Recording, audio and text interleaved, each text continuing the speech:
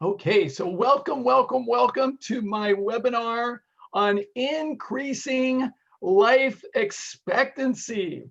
And being able to do that, I'm your host, Ruben J. Guzman, and MPH does not stand for the speed that I drive my car.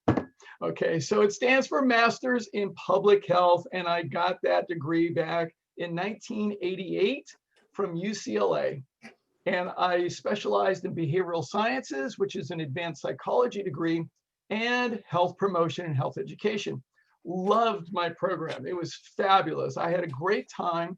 I learned from some of the most brilliant people on the face of the planet. And when I got done with my master's, I had a very important decision to make. Do I or do I not go back to UC Davis School of Medicine to complete my training to become a physician? I'd spent 3 years at UC Davis School of Medicine already, and I took a break because of my independent research to conduct my master's in public health. And so I realized at that point in 1988 that I was passionate about promoting health and preventing disease, and I was no longer committed to treating disease. So I chose powerfully at that point. It was a bold, radical decision, and a lot of people disagree with me. But I chose to pursue lifestyle medicine and promoting health and preventing disease. That's what I was passionate about. And there was nothing called lifestyle medicine back then. It didn't exist. I was ahead of my time. And so I chose not to go back to medical school. So over the years, I continued my independent study and research and reading. I went into healthcare administration, did that for over a dozen years. And then in 2016, I went to the International Healthcare Conference on Nutrition.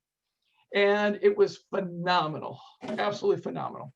And in that conference, I discovered that there is now a new branch of the American Medical Association, the American College of Lifestyle Medicine. It's amazing and it's wonderful. And so I was so thrilled and delighted. I signed up right away.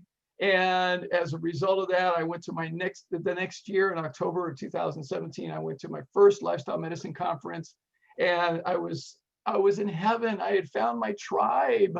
I found my tribe, these passionate, amazing, brilliant physicians, PhDs, nurses, health professionals from 38 different countries. It was amazing.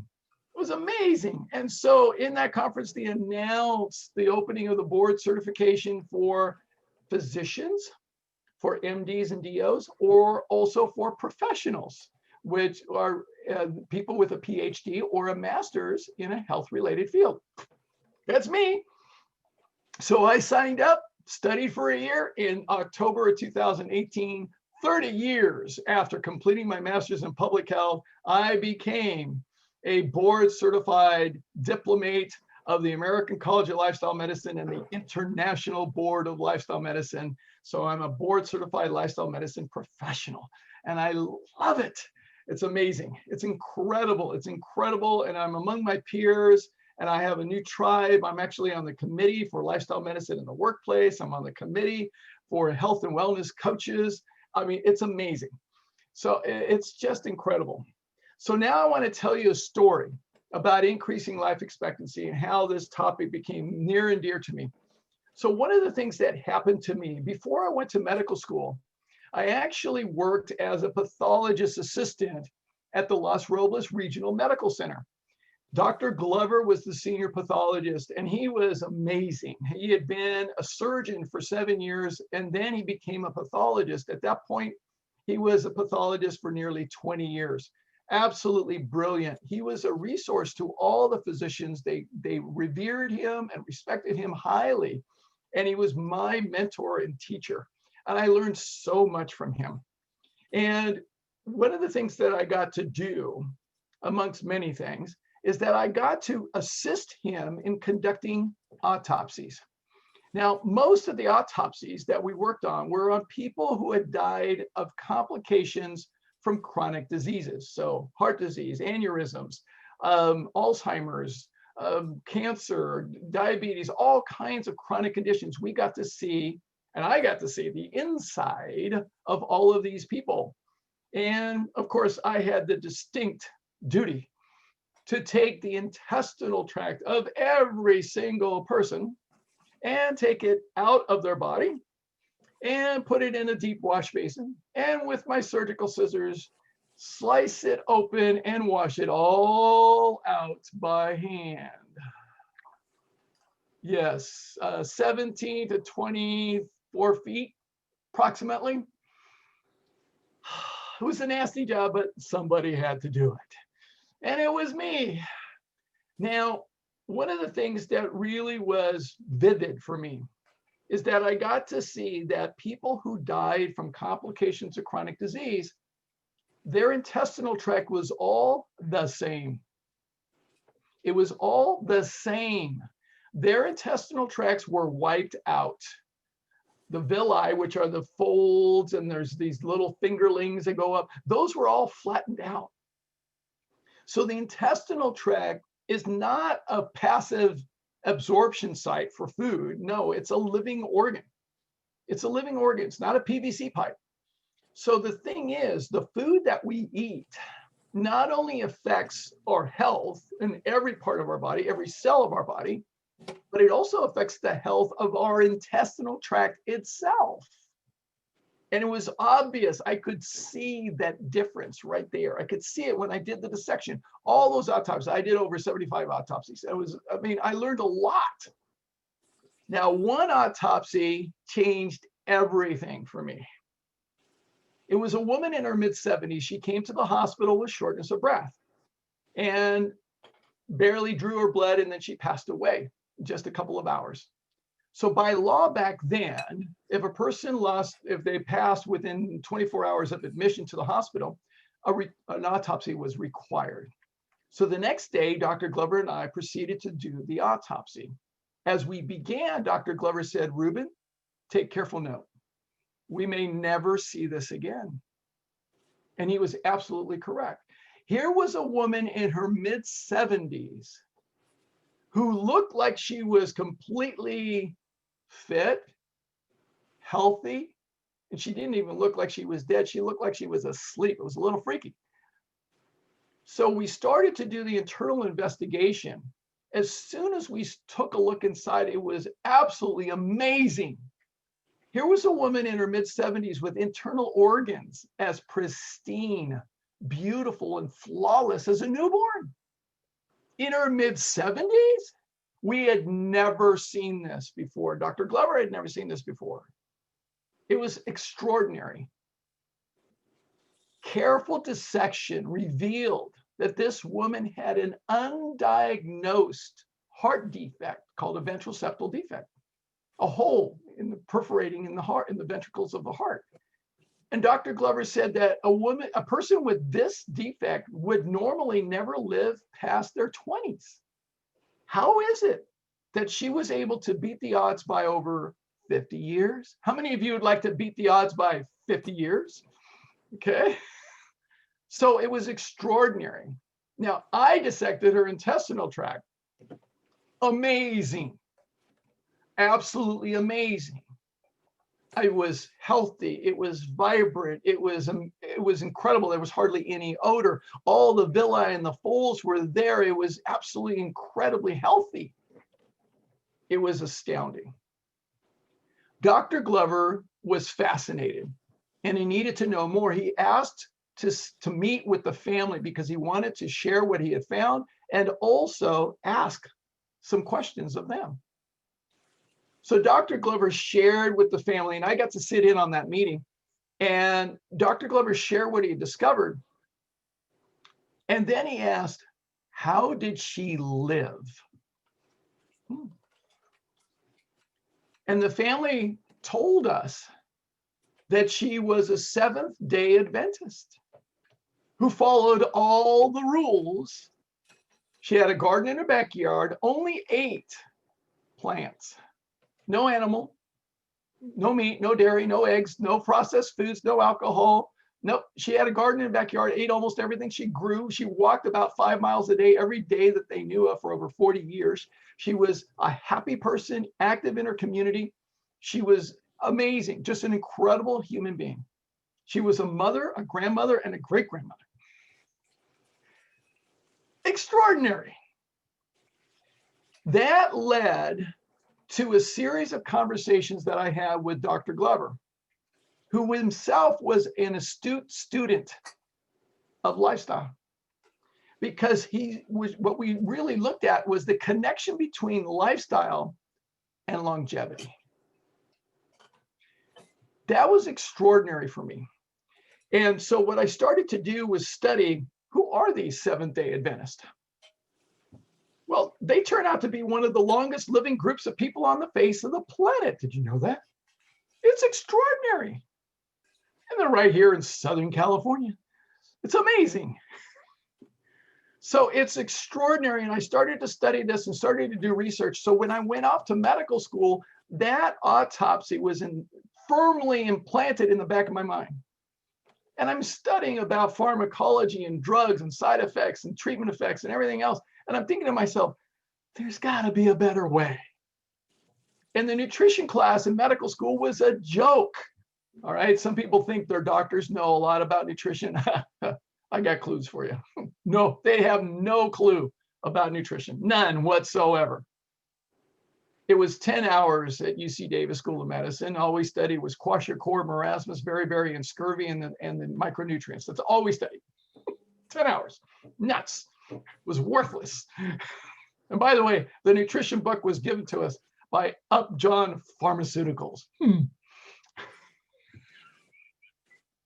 So the thing about it is that I started becoming fascinated about how can we live a thriving, healthy, happy life and live a long life that's beyond the expected. And we're going to talk about that because that's what lifestyle medicine is really committed to. So I'm so excited to be able to share this with you. Now, I have a couple questions for you because now we got a few of you on. So those of you who are new to listening to me for the first time, you've never listened to one of my webinars or seminars before, please type in the chat window, new. I'd just like to know who's new. All right, if you're new, you've never been in one of my webinars or seminars before. All right, type in new. If this is the first time you are listening to this topic of increasing life expectancy, put the number 1, or put first, just put first in the chat window. Please type that in. And if you're a regular, type in regular. Put in regular, because I know there are quite a few of you. All right, so type in regular if you're a regular, if you're a first timer, if you're new. Okay, this is okay. So really great. So thank you. All right, great. All right, wonderful. Thank you for doing that. Yeah, I'm going to use the chat window a little bit more. I'm learning more tricks as I go along. Yes, it is possible to teach an old dog new tricks. So it's possible to do that. All right, very, very good. Now, let me set up the PowerPoint and get us started. All right, so really great. All right, so I'm going to move things around here just a little bit. So be patient with me for a moment. I'm so glad and so excited that we get to do this. All right, so now, okay. Almost there. Let's see from the beginning. Okay. Now I get to share my screen. And here we are. Okay, great. All right, so now we're set up. Okay, great. So let's talk about increasing life expectancy. So just to tell you a little bit more about lifestyle medicine. So lifestyle medicine is an evidence-based approach. And somebody can mute themselves. I don't know if they have their speakers on. So lifestyle medicine is an evidence-based approach to prevent, reverse, and treat chronic disease using lifestyle as opposed to medications. So we use lifestyle measures and we focus on these areas: nutrition, and that's the biggest plate there because it's the most important, but physical activity, critically important. Emotional well-being, also, I did this last week on Stress Management 101. Alcohol and tobacco reduction, because substances can harm us. Healthy relationships, absolutely important. Hydration, critical, because most people just plain don't drink enough water. And then sleep, critically important to our health as well.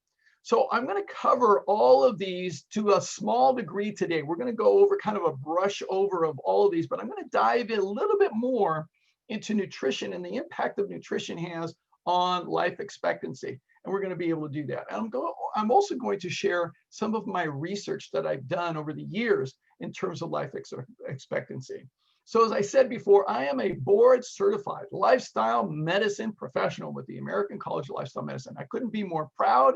It's amazing. It's just phenomenal. So I get to step into this quote that Thomas Edison said well over 100 years ago, that the doctor of the future will give no medicine, but will instruct his patient in the care of the human frame, in diet, and in the cause and prevention of disease. What wisdom, what wisdom. And that's what lifestyle medicine is all about. Makes sense. Now, I also want to let you know that I have absolutely no conflicts of interest, none whatsoever. So I have no products that I'm associated with, no gimmicks, no scams, no schemes. I don't do any of that. All right. I'm an educator, and I am passionate about being able to eliminate chronic disease from the face of the planet. And I do these webinars and seminars for free. Why? Because I am passionate about paying it forward. I believe in the power of paying it forward. As adults, I recognize that it's imperative that we as adults leave a legacy for our children, our grandchildren, and our posterity. We must be consciously aware of the future and being able to leave the place a better condition than when we found it. So we've got to be able to do that. So it's important to me that I do this, and I need your help. I can't do this alone. So I'm going to ask you if you're willing to commit to sharing this information that I share with you. Will you share it? Will you share it? All right, so raise your hand if you're willing to share this information. All right, so please do that. Okay, so really great. Thank you, thank you, thank you. All right, because I need your help. I can't do it alone. All right, so now I believe that Virgil was correct when he said this well over 2,000 years ago. He said that the greatest wealth that any of us can have truly is our health. And I believe that to be true. So let's talk about what we're going to cover today. So I've got several major things that we're going to discuss. One, I'm going to share some of my research that I've done, that I started back when I was at UCLA, and some of the statistics and the epidemiology, and I've updated it over the years. And then we're going to talk about the context, the framework for how our body works and what determines our health. And then I'm going to share some of my best tips in 7 different areas of lifestyle. And I have seminars on all of them as well. So I have even more information coming towards you. And then we're going to talk at the end about how you can make the rest of your life the best of your life, so that you can be successful in making lifestyle changes that stick for the rest of your life. So we'll be able to do that. So let's get started. Now, I have many teachers, and I want you to know, I do not claim to be an expert about anything. I'm a student. I am a student. I always have been. I mean, Dr. Glover taught me very well. He said, Ruben, he said, just keep this in mind, about 50% about everything that you learn while you're in medical school will be outdated by the time you finish. I think he was correct. And then he said, the other half will be outdated shortly thereafter. So be a student, always be a student. And I have been, and I've always heeded his advice. So I'm always a student, and I have many teachers, and I have one of my teachers who has some words of wisdom to impart to you right here, right now. You must unlearn what you have learned. So I'm hoping that you're willing to have an open mind and listen to Yoda's advice. All right. So question is this: is there a problem with health and life expectancy in the United States? I think everybody would agree, yes, there's a problem. Let's look at some of the data. So here's what we can look at. The United States right now spends more money on healthcare as a percentage of the GDP than any other country by far. By far. Here are the stats in all the other industrialized countries. And what we see is we spend double what the other average of the industrialized countries actually spend. So it's extraordinary how much we spend. And if you look per capita, we see it's also consistent. So this is as of 2018. So we're spending on average $10,000+ per person in the United States. That's a lot of money that we're spending. So are we getting a good return on our investment? That's the next question that leads to that, right? So are we getting the best life expectancy in the entire world? We're spending more money than anyone else. Certainly we should have the best life expectancy. So exactly where does the United States sit when it comes to life expectancy worldwide? Here we are in the red.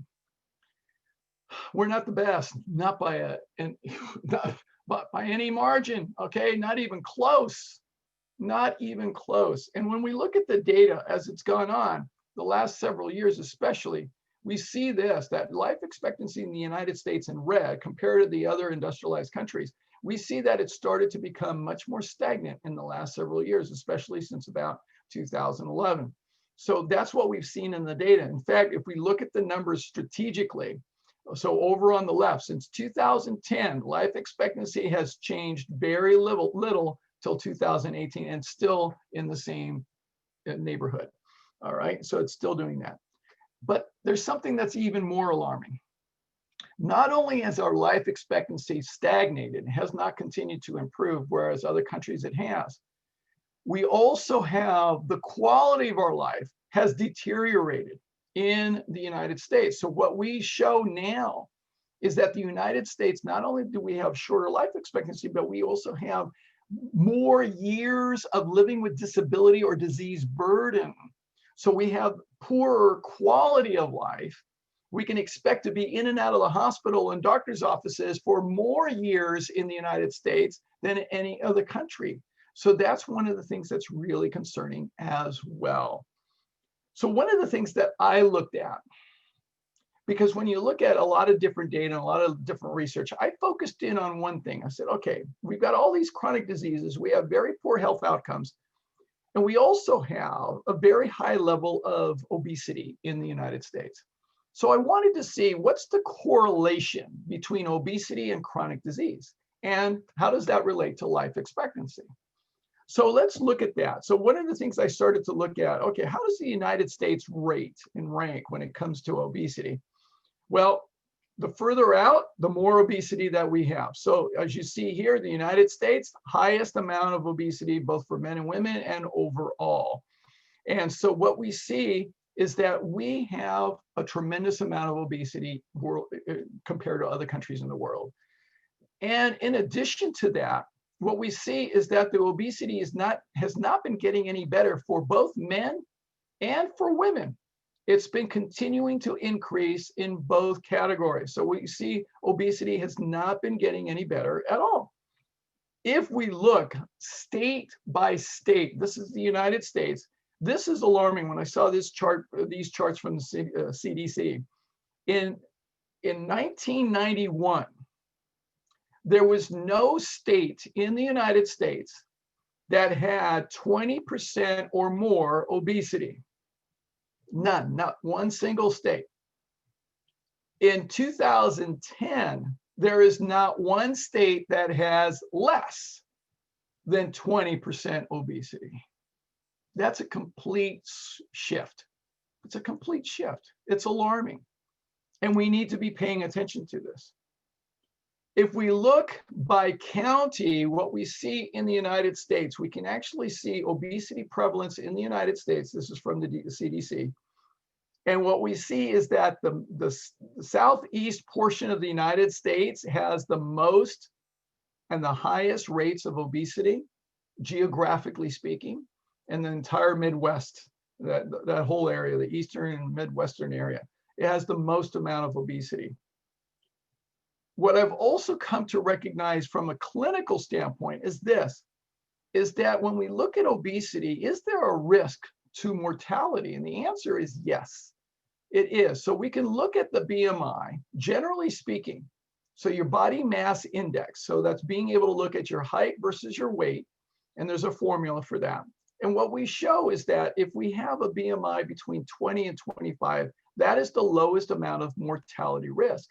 But as BMI goes up, what we see is that the risk starts to go up as well. And we've got a lot of people with BMIs in the 35 to 40 or higher range. I just recently did a talk for a group of CEOs and executives. I'm also a speaker for Vistage International. And I did a talk on health, and I measured their body composition. I have a special medical grade scale that I measured their BMI with, and many other factors as well. 50% of these executives had BMIs of 40 and higher. That's crazy. That's crazy. That's a lot of risk. Why is this correlation there? What is the relationship between obesity and higher chronic disease?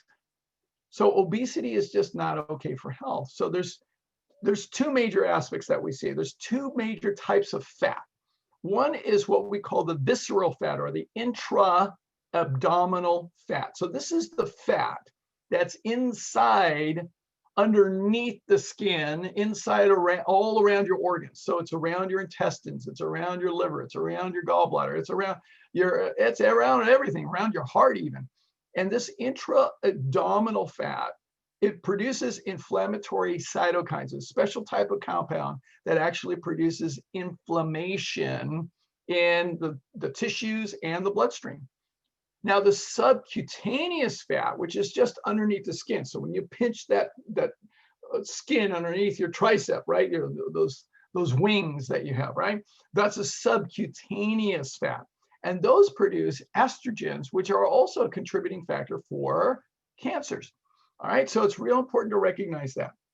When we look at the data, what we see is that abdominal fat-driven inflammation is involved in so many diseases, all these chronic conditions. It's absolutely correlated.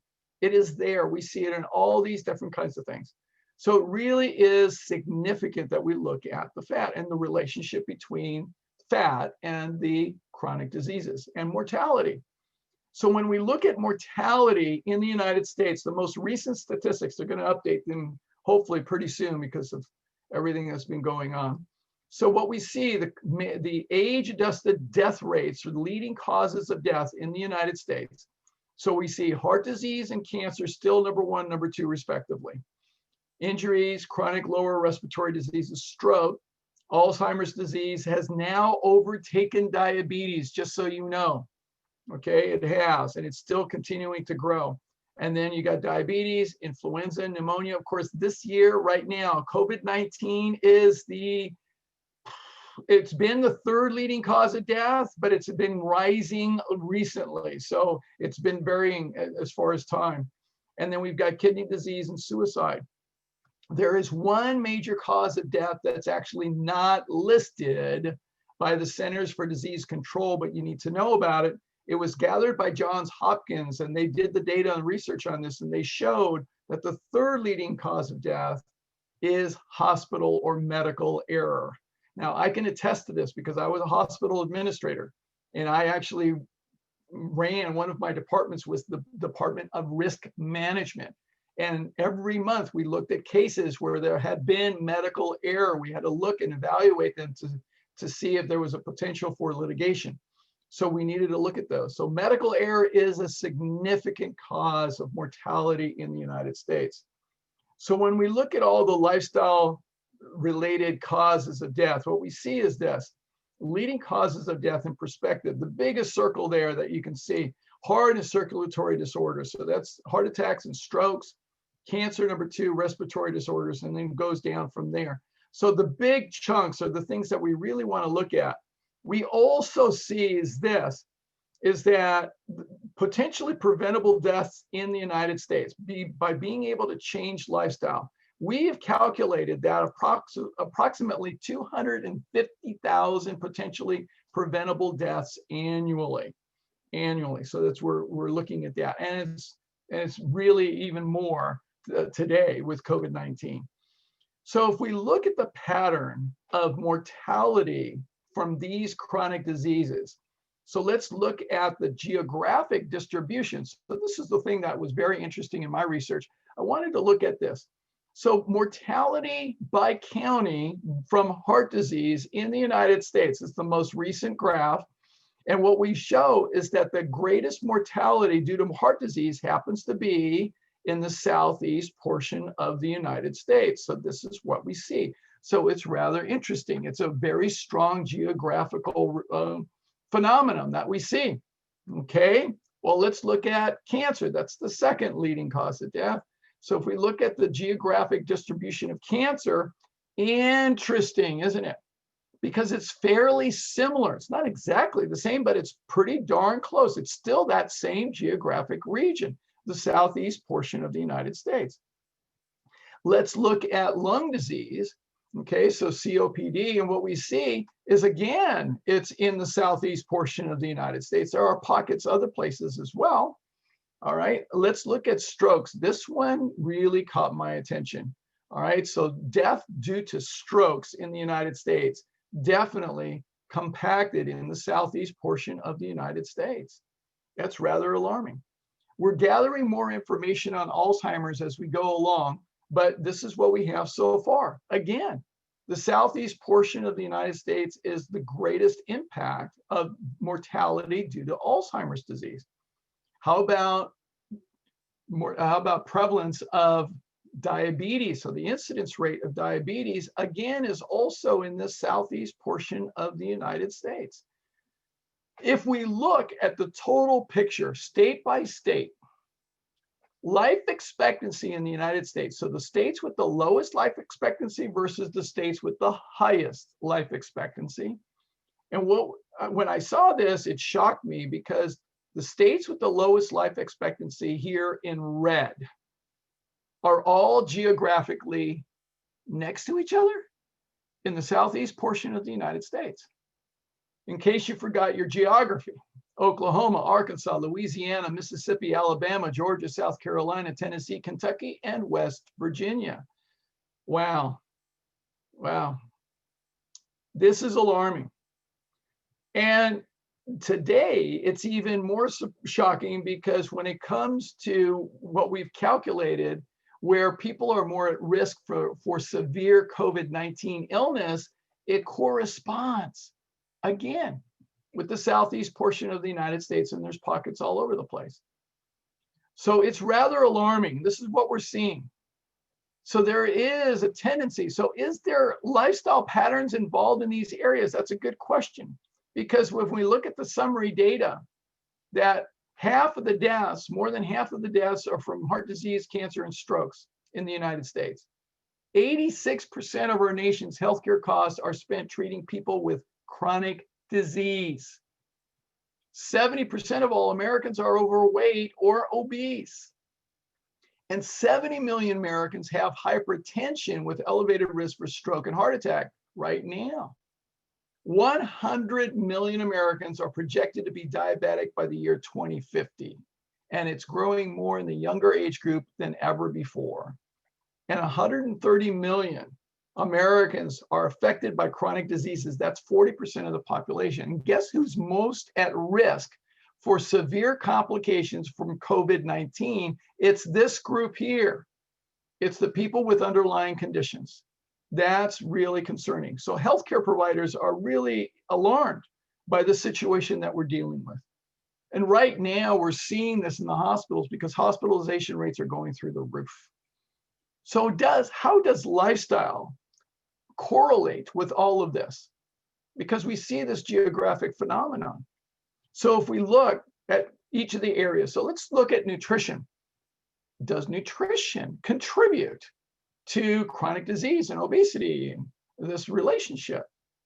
Well, one of the things that we know is that fried foods and fatty foods, high fat foods contribute to more obesity, certainly. So what's the consumption pattern?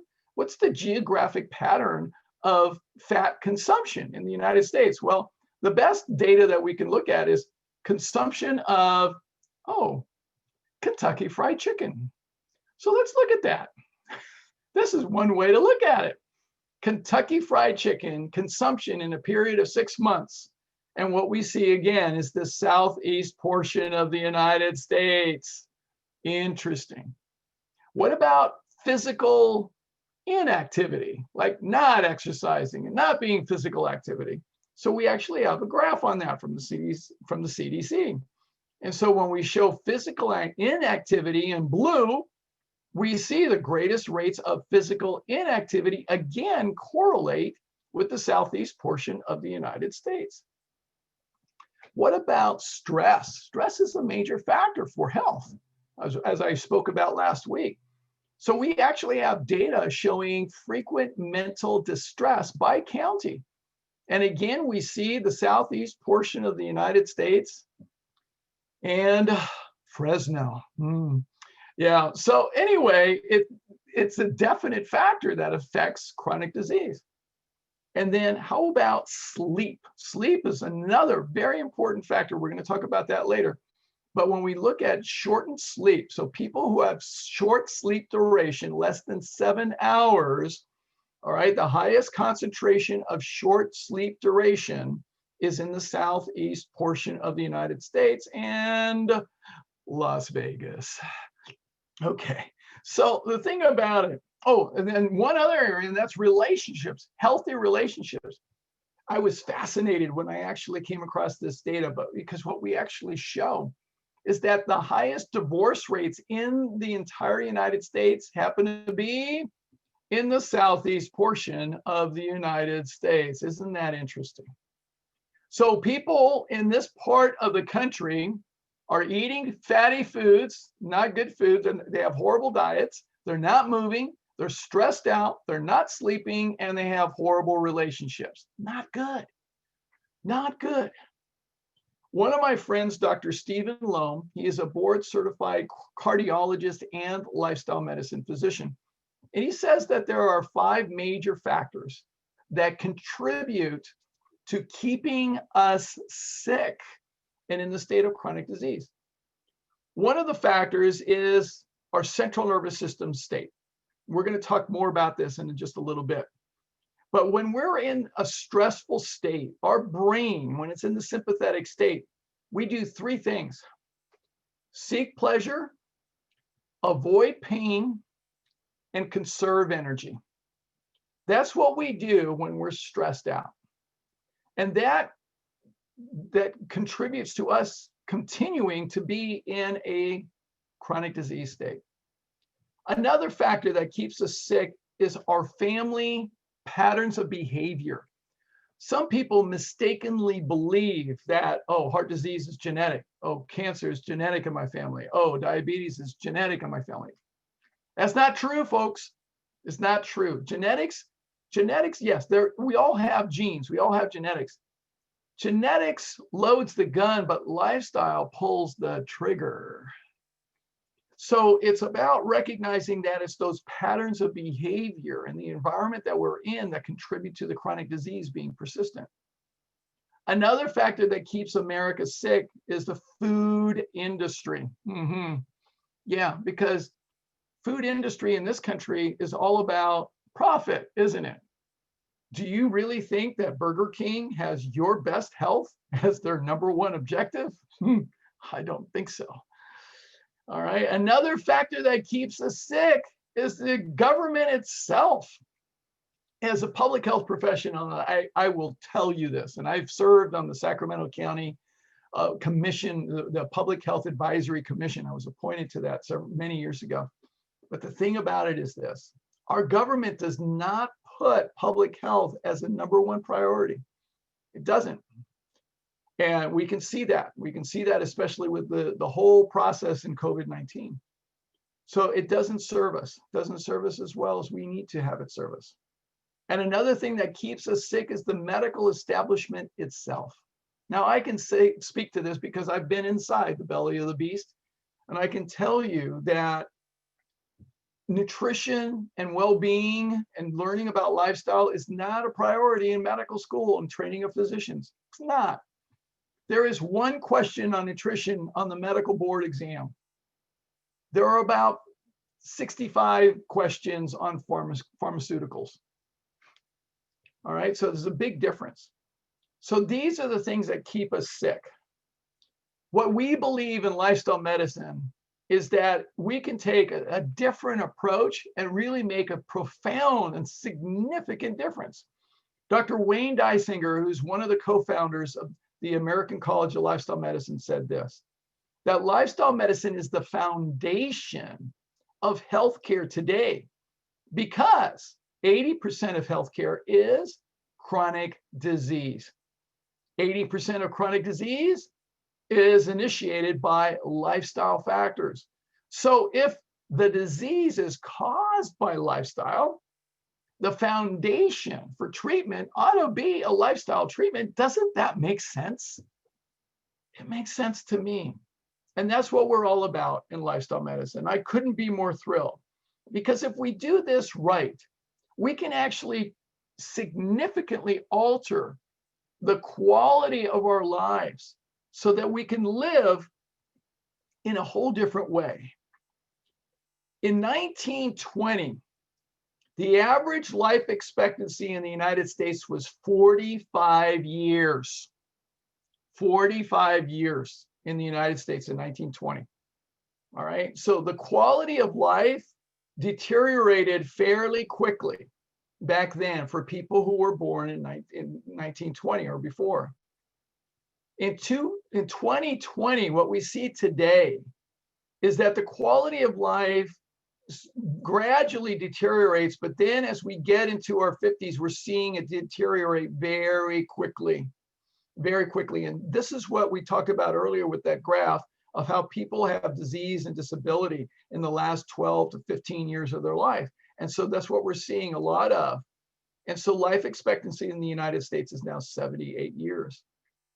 With lifestyle medicine, our passion, our commitment is to raise the bar and the quality of your life so that you can have maximum optimal quality of life and have it for the rest of your life.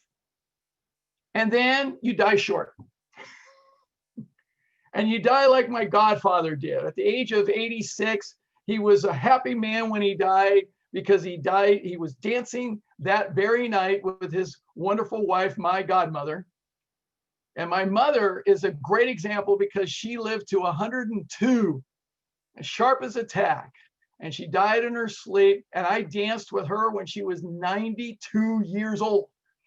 So what we want to be able to do in lifestyle medicine is improve the quality of your life, optimize it, and have maximum quality of your life, which we believe everyone can do. So we want to live long, healthy, thriving, vibrant lives and die quickly in your sleep, and that'll be it. That's great.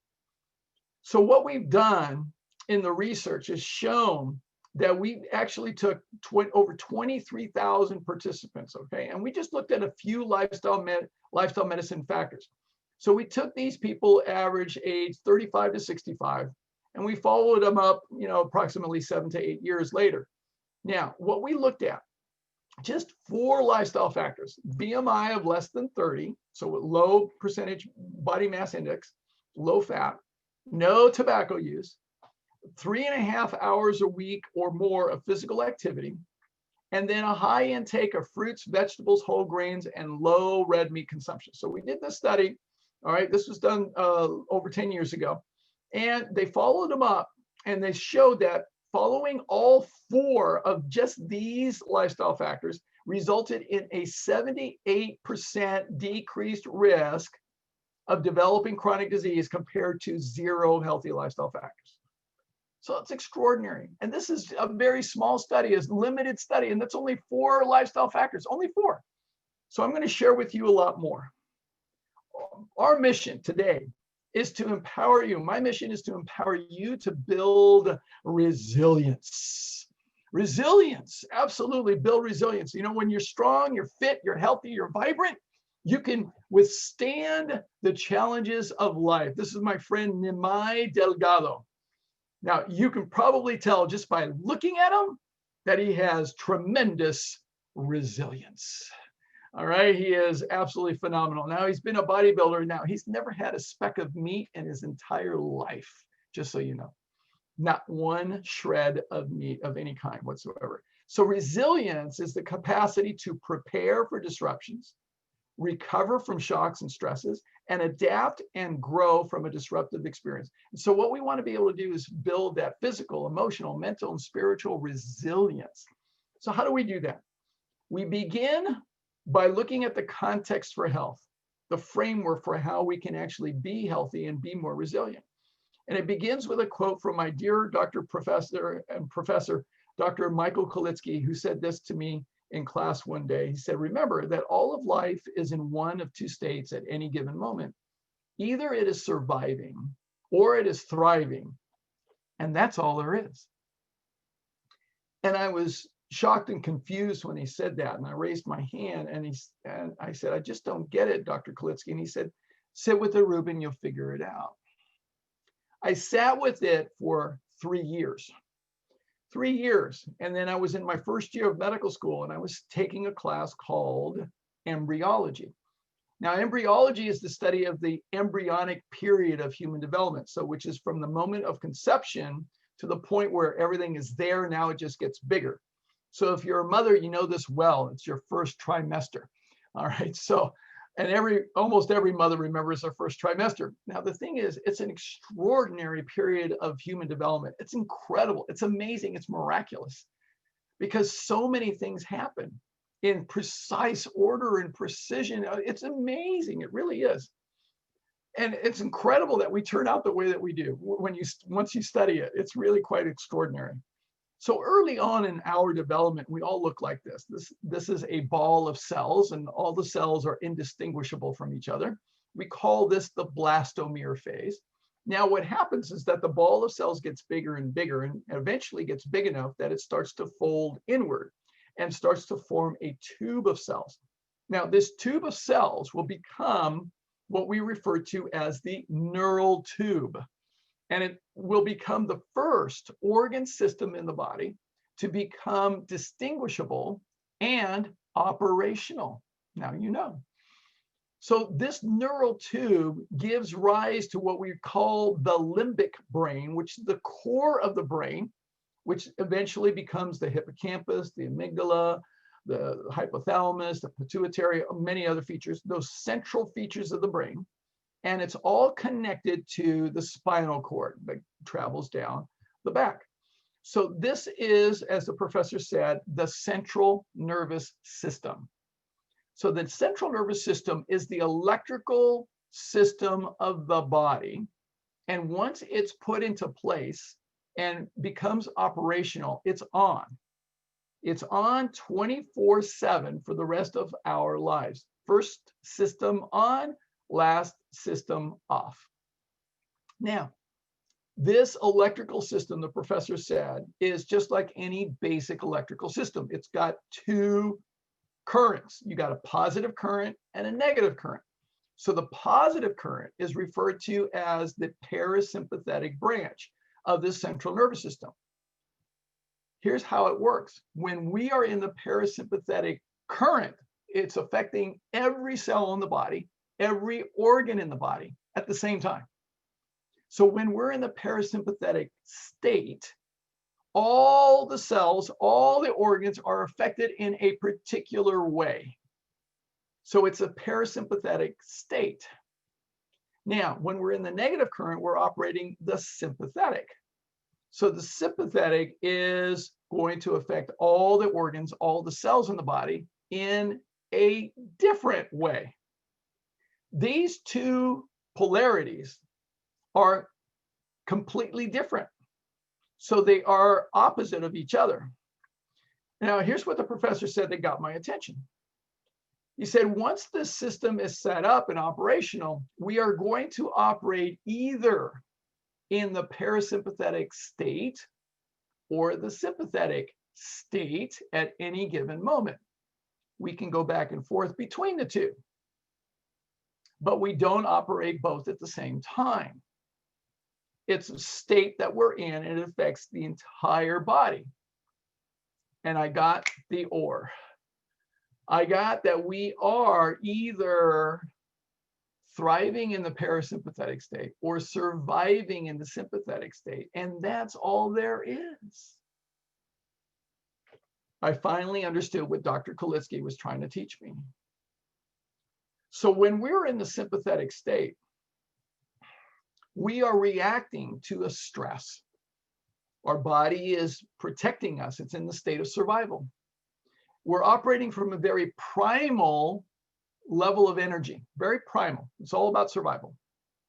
We may recognize fight, flight, freeze, or fold as reactions that we can typically have in that state, but it can be as subtle as a perceived threat, which is a fear, that is enough to trigger us to be in the sympathetic state. I mean, you get in your car Monday morning and you think, oh no, I have to deal with George again today. Sorry, George, I didn't mean to offend you. So, but the thing is, we can think of that, and that's enough to put us in the sympathetic state. What we see in the literature now is very clear, that the common thread of all chronic disease is being in the state of dis-ease far too much. Far too much. Our bodies are designed beautifully to handle being in a state of stress for short periods of time only. We cannot handle being in long-term stress over and over and over again for such extended periods of time. Things change in our makeup. Cortisol goes up. All kinds of things change. Our neurotransmitters alter. And we are in that sympathetic state. That's what leads to chronic disease. All of them. Heart disease, cancer, diabetes, fibromyalgia, multiple sclerosis. All of them. The common thread is being in the sympathetic state. And so what lifestyle medicine is all about, we say, let's not give you a pill or a shot or an injection if you've got a chronic disease condition. Let's change your central nervous system state.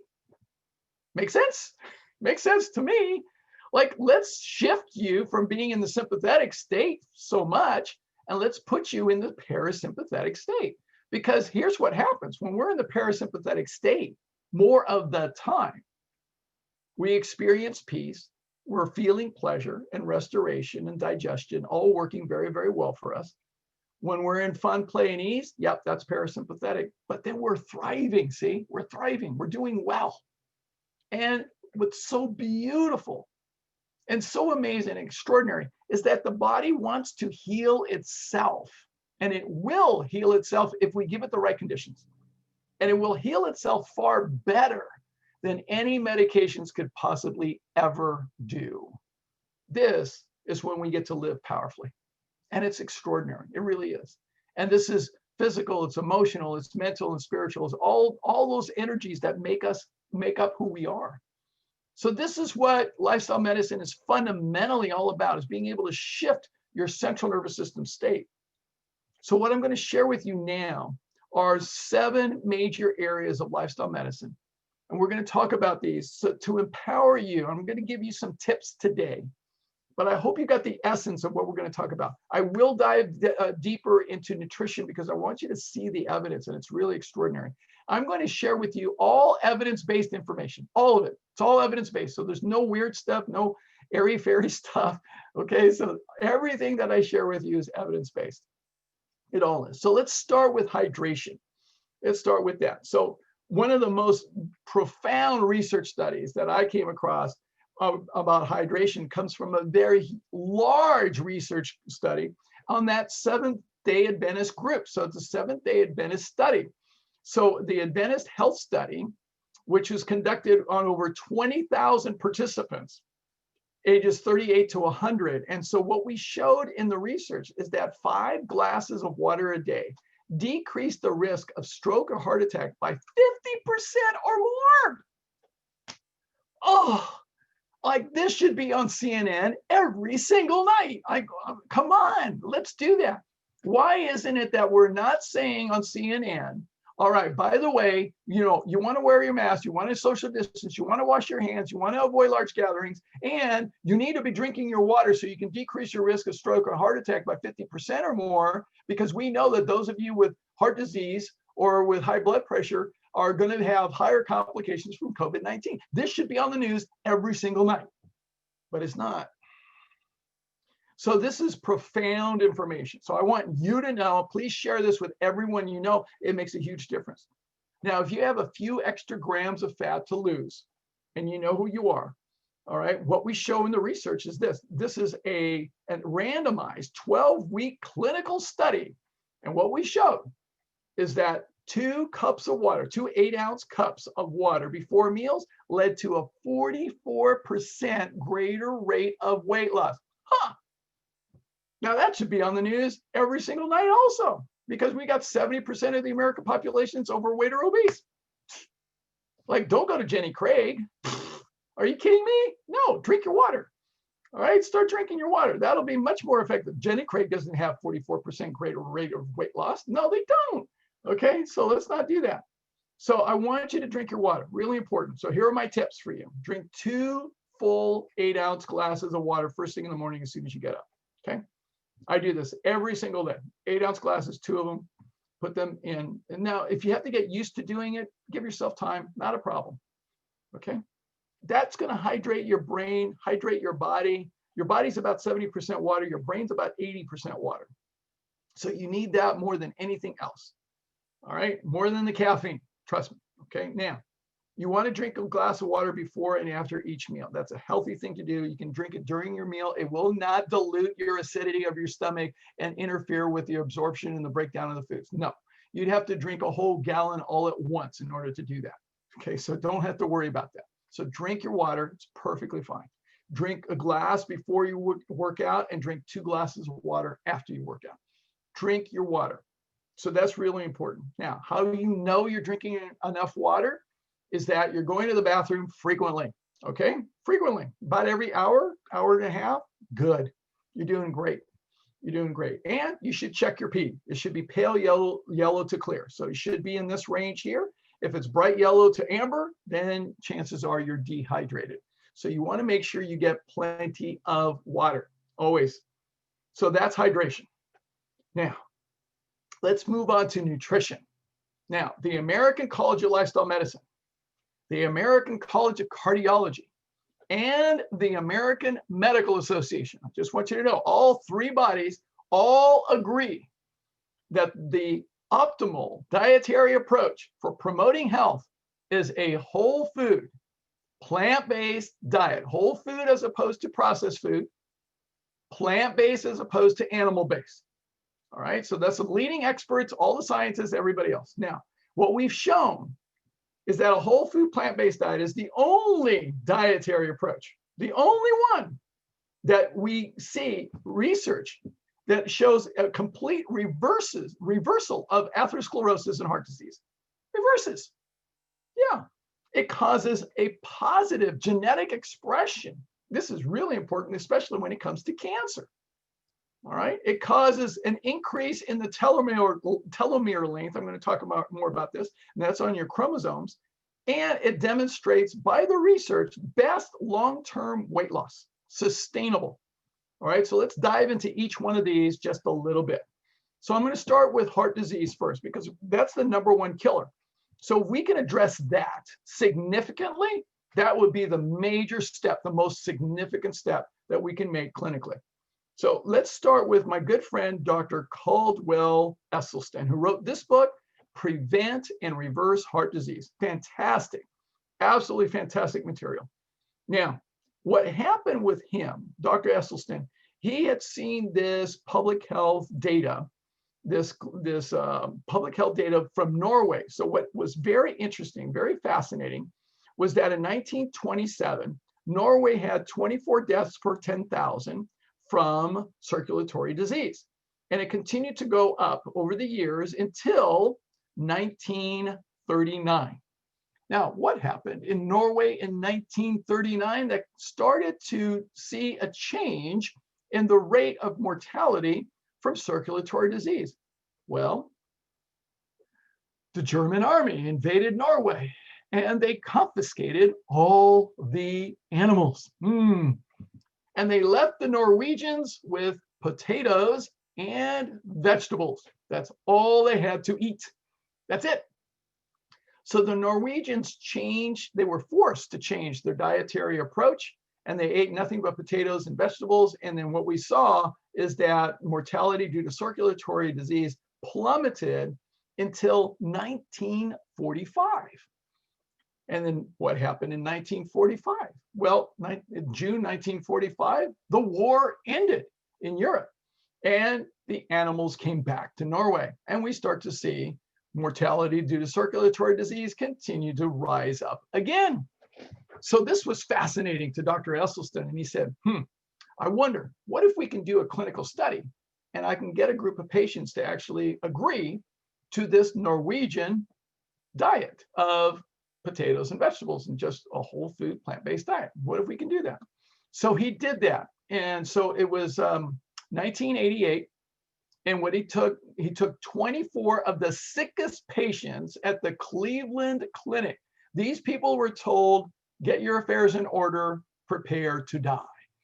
All right, so they already had cardiovascular disease. Now, 18 who followed his dietary recommendations lived free of heart disease for over 20 years. The ones who did not, they all died shortly thereafter. So Dr. Esselstyn extends a warranty period of 25 years or 25,000 miles, whichever comes first. So Dr. Esselstyn, always with a great sense of humor. Now, this was a profound study. It was published and it was revered, and many people thought, wow, this is amazing. So, but some people criticize Dr. Esselstyn. You know, there's always the critics. There always is a group of them. So Dr. Esselstyn was challenged to do a larger study, and he said, fine, I'll do another one. So he did.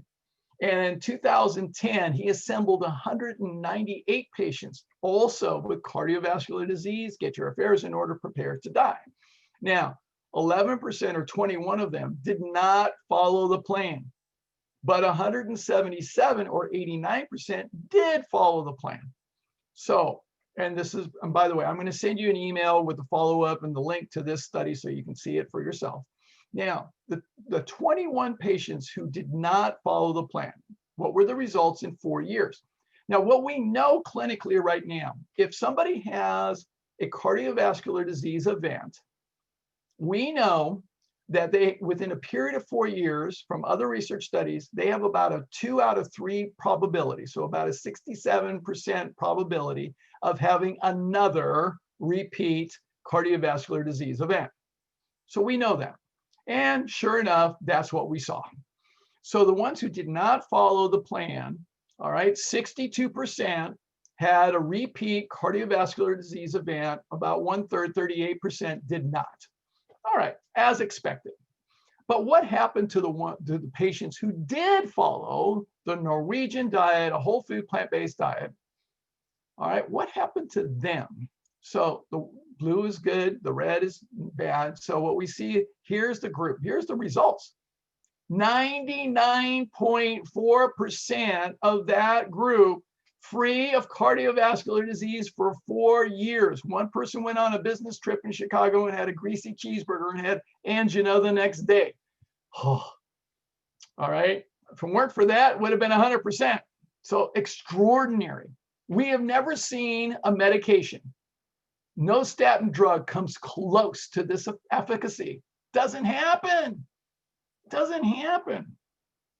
In addition to that, Dr. Esselstyn had a colleague who was a physician and had heart disease so bad that they said, we can't do anything with it. You've got so much occlusion, we can't even do a bypass. So Dr. Esselstyn said, why don't you come into my program and follow the plan and let's see what happens. So this physician did, and he started in 1996. This is his angiogram. And so then what happened, he had so much occlusion, his artery was so bad, in such bad shape. And this is the distal left anterior descending coronary artery. And so it should be a nice thick pipe, and it's not. So all he did was follow the plan. And then here it was 32 months later, they did a repeat angiogram because he's a physician, he was able to do that. And so now his left anterior descending artery is just this big wide open pipe. It's so healthy, it's amazing. Not only that, you'll notice that there are many more blood vessels that are flowing because his improved cardiovascular health was profoundly improved. So this is a clinical study. This is so extraordinary to be able to see this. As my good friend, Dr. Michael Greger says, if that's all a plant-based diet can do, reverse the #1 killer of men and women, shouldn't that be the default diet until proven otherwise? I happen to think so. It makes sense. So that's heart disease. Now let's go to the second thing, and that is being able to look at genetic change. So Dr. Elizabeth Blackburn is a Nobel Prize winning scientist at the University of San Francisco. In her profound work, also working with Dr. Dean Ornish, what she was able to find is that using a whole food plant-based diet, a vegan diet, caused more than 500 genes to change in 3 months, in just 3 months, turning on the genes that prevent disease and turning off the genes that cause cancer, heart disease, and other illnesses. This is profound. All right, this should be on CNN every night as well. All right, it really should be. In addition, she's Nobel Prize winning scientist for her discovery about telomeres. Now, telomeres are the caps, the green colored caps here of these chromosomes that are that's the genetic material inside of every cell. So what we have found in the research is that the longer the telomeres are, the longer we live. The chromosomes will be healthy. So what we want to be able to do is continue to have longer telomeres and continue to have them be healthy. So we found that a plant-based diet actually led to longer telomeres in the cells. Nothing else does that. So that's really extraordinary. In addition, in the Journal of International Journal of Disease Reversal and Prevention, we went head to head, plant-based diet, ketogenic diet, paleo diet, all the other diets. We put them all head to head. And what we showed that long-term, the plant-based diet, when compared to other dietary approaches, scored best in long-term sustainable weight loss. And I can speak to that because I'm living proof. All right, because I lost over 55 pounds in 1995. All right, so it's 25 years ago. All right, so it's worked. It worked for me. So what we see, the problem is that we're facing in the United States, and this is straight from the USDA. All right, so the problem that we're facing in the United States is that we average only about 12% plant food. 12%. Ugh, that is so low. We only get 12% of our diet is from plant food. 25% is from animal food, meat, dairy, eggs, fish, seafood, and all these have cholesterol. All right, and what's really problematic is processed foods. We have 63% of the American diet is from processed foods, added fats and oils, sugars, and refined grains. Really problematic. Now, if we want to increase life expectancy, why don't we study the people who have the best longevity on the face of the planet? And there actually has been studies on that. So this is called the blue zones. So the blue zones are the zones where we have the highest concentration of people over the age of 100. All right, so these are the longest living groups of people on the face of the planet. So Loma Linda, the Seventh-day Adventists, the Nicoya Peninsula in Costa Rica, and then the Sardinia. There's a group in Sardinia, Italy. There's an island called Icaria in Greece, and then there's a portion of Okinawa, that island in Japan. So these people have been studied for the last 40 years extensively, and it's been really amazing to be able to study them and look at what their patterns are in terms of their lifestyle. What we show is that they move naturally, they have a positive and bright outlook on life, they have a tribe, social connections, but they eat wisely. They eat wisely. So let's look at their diet. Let's examine that in more detail. So we've done a nutritional analysis of each of these groups of people. And what we show is this. All right, so in the Nicoya Peninsula in Costa Rica, when we analyzed their diet, I did the summary analysis on this. And what we show is that they have at least 58% plants, which is about five times, almost 5 times as much as what we have in the United States. All right, so it's a big difference. Big difference. All right, so they have a substantially greater number of plants in their diet than we do. Now, this is the group that has the least amount of plants. Let's look. The next group is Sardinia, Italy. And so in Sardinia, they have 63% of their diet is comprised of plants. 63%, even more. All right, let's go to Icaria gris. So Icaria gris, 78% of their diet is comprised of plants. Yes, makes a big difference. All right, and then let's look at Loma Linda, California. The Seventh-day Adventists down there have 81% of their diet is comprised of plants. 12% in the United States. For the rest of the population, not so good. The best health outcomes actually are in Okinawa, Japan. The centenarians there had 97% of their diet from plants. In fact, 67% of their diet is from the Japanese purple sweet potato. They're delicious. Oh my God, they're amazing. So really, really great. Now, Canada, our neighbors to the north, they looked at all this data, and as from a government perspective, they decided to look at creating nutritional guidelines for their entire country without the influence of industry, just based on research. And as a result, in 2019, last year, Canada revised their food guide. And look, it's 88% plants. It's 88% plants. And they threw out milk completely, and they said, drink water. Make water your drink of choice. The dairy industry in Canada, by the way, is huge. They were not happy. They were not happy with this. But this is what they're trying to help their country be healthier. By the way, their data on COVID-19, their mortality is only 39% of ours. It's remarkably less. It's really a difference. So why is this? Why is this the case? Why is it that we need to recommend plants as a major portion of our diet? Why do we need to have more plants?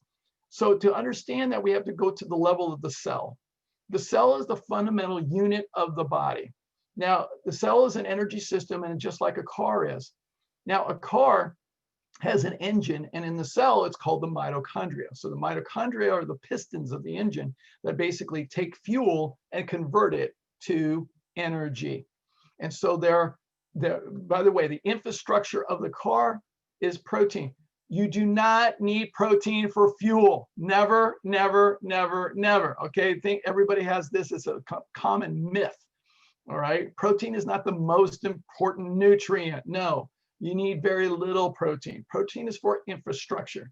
What you need for fuel, two things. One, you need a little bit of triglyceride.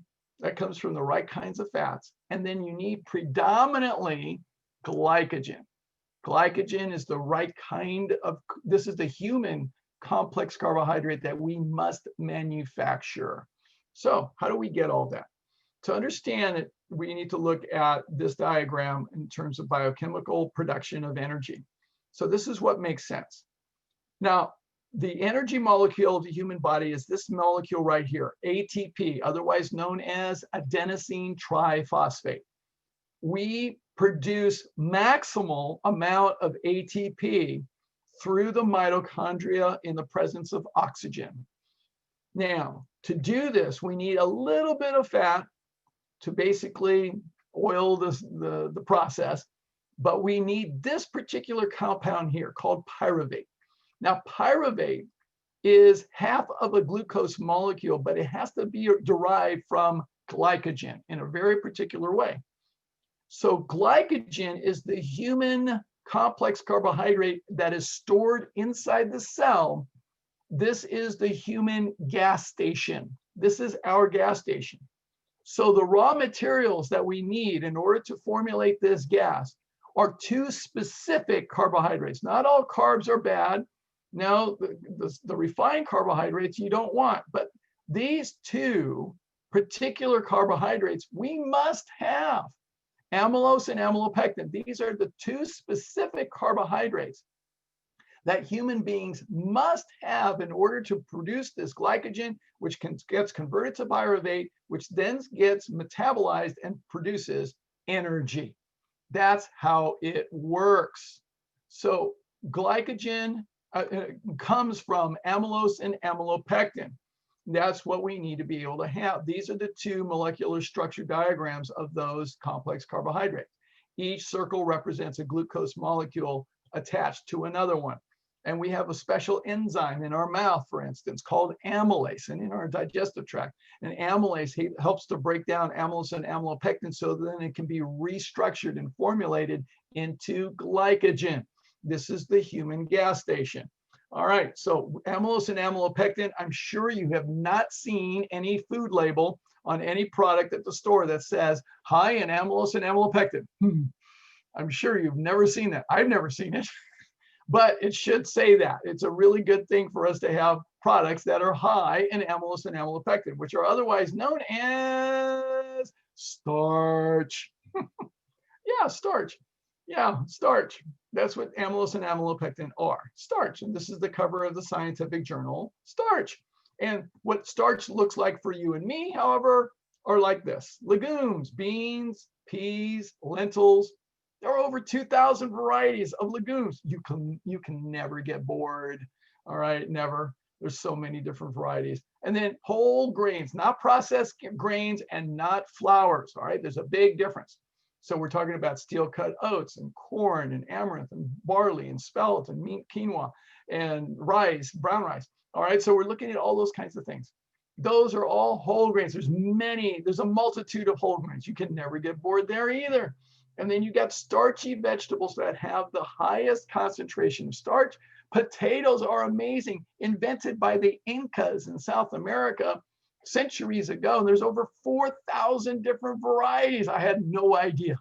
No idea. Such an amazing thing. And then you got squashes and you got sweet potatoes. You got all kinds of things that are really amazing and very, very healthy for you. And then all plants produce starch, including all vegetables. In case you forgot what they look like, I thought I'd show you a picture. Okay, so here's what they look like. Yes, this is the part of the supermarket you want to go to, not where they have all the boxes. All right, so you want your vegetables, and there's so much variety here, so much to go through, and you want all the different colors. I mean, there's so much beautiful diversity. And then fresh fruit. What we've shown in the research is that fresh fruit is one of the key factors in the diet to contribute to healthy longevity. Okay, all right, I want you to know this. All right, it's critical for healthy longevity to have fresh fruit in your diet, not processed fruit, not fruit juice, all right, not the fruit extracts. No, we want fresh fruit. So we want plenty of that. Really important. Now, the benefits of this dietary approach, a multitude. In fact, I'm not going to read them all because there's so many benefits to being able to have a whole food plant-based diet. In fact, there's research on every single one of these, and so there's 2 pages. I had 2 pages of this. So, I mean, it's incredible how many benefits there are to a whole food plant-based diet. So remember this, when we boil it down to the central nervous system, because that's what's running the show, remember that the food that you eat can either be the safest and the most powerful form of medicine, or it can be the slowest form of poison. You get to choose. Now, you're an adult. You're an adult. I'm not going to tell you what you must or cannot or have to or should eat. No, you're an adult. You get to choose for yourself. I'm just going to make these recommendations for you. But just consider that every time you eat or drink, you're either feeding disease or you're fighting it. You get to choose that. Now, I created a food pyramid. Now, this is based on the central nervous system. It's understanding this, that food can either be life depleting, triggering the sympathetic branch of the central nervous system. All right, so refined sugar, deep fried foods, sodas, legal drugs include caffeine, nicotine, and alcohol. And then excitotoxins are MSG and aspartame or excitotoxins. And then meat, dairy, oils, and processed foods. All of those cause inflammation and toxic effects. What we want to do is stay with what I just shared, though. Starchy veggies, whole grains, legumes, and fruit. So we want to stay there. If you need to lose weight, then you want to be able to have about 50-50% of your foods, 50% vegetables and fruit and 50% starchy foods. All right, so that's how that works. Okay, so that's nutrition. Let's keep moving. Lots more to cover. All right, now the next area that's very important is physical activity. If we want to be healthy, we want to be living a long life like that Seventh-day Adventist woman that I did the autopsy on. She walked 5 miles a day every day. every day. So we need to be active. It's very important for us to be active. In fact, this is me on the left. Change the hair color, of course, but well, what fits your busy schedule better? Exercising 1 hour a day or being dead for 24 hours a day? What's it going to be, boo-boo? All right, so you need to make sure that you're moving, you're doing something, do something. Now, what we show in the research is this. We actually have research from Yale and Oxford showing that the sweet spot in almost all of these activities, any of these activities, about 150 to 300 minutes of physical activity a week make you happier than having $25,000 more a year. Huh, amazing. All right, so you'll be happier. You'll be able to do more with your life. So we show what we recommend in the American College of Lifestyle Medicine is 150 to 300 minutes of aerobic exercise per week. Now, we also show that when you do that, it really helps to decrease your risk of dementia, decrease your risk of developing Alzheimer's. And one of the best exercises, we've shown this in multiple research studies, that one of the best things that you can do as you get older is to practice partner dancing. It's phenomenal. It really makes a difference. We've actually seen better cognition, and we've actually had the research out of the Albert Einstein College of Medicine. We actually showed a 21-year study. We showed that there was a 76% decrease in the reduction in the risk of dementia from dancing frequently. So it's never too late to start. All right, so definitely be participating in dancing. It's a wonderful, wonderful thing. Okay, so that's physical activity. Another area is to quit smoking. Smoking is absolutely deleterious to your health.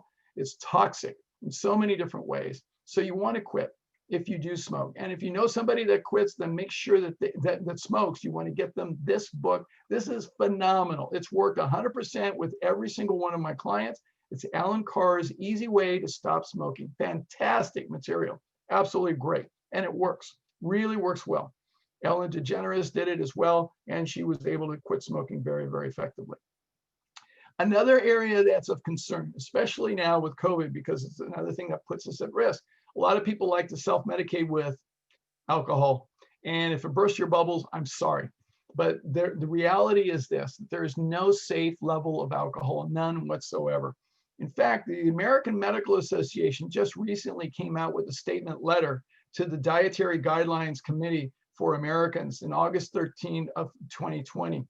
And they said that the guidelines should recommend that we should actually curtail and not start to drink alcohol. In fact, this part here at the bottom says there is no safe threshold for alcohol and cancer risk.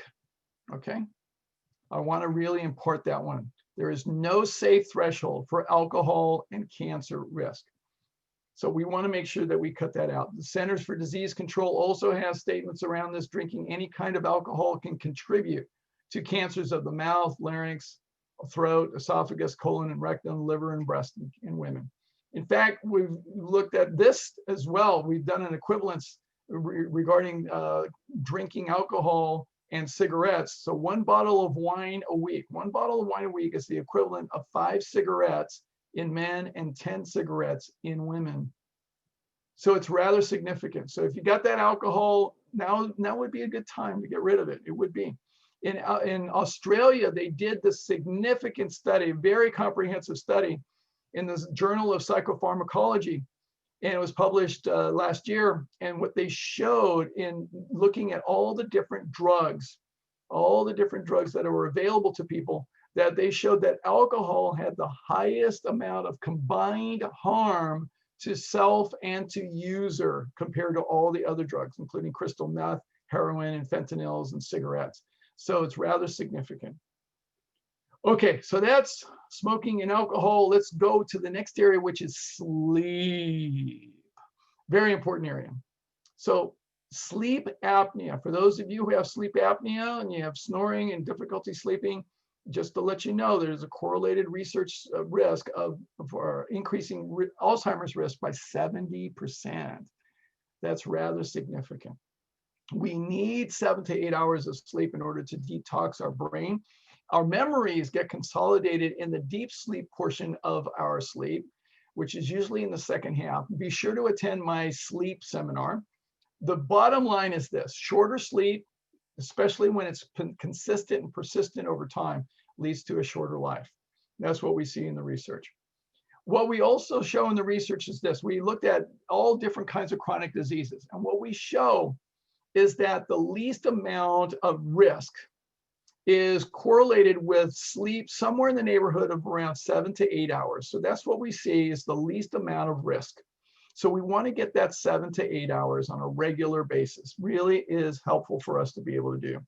What's surprising is this, and we just went through being able to go in the fall to changing our clocks back, right? We fell back. In the fall, you fall back. In the spring, you spring forward.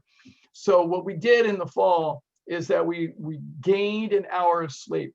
So it's really interesting because what happens in the spring, this is 1.6 billion people in over 70 countries now. What we show 2 times a year, this is absolutely phenomenal data.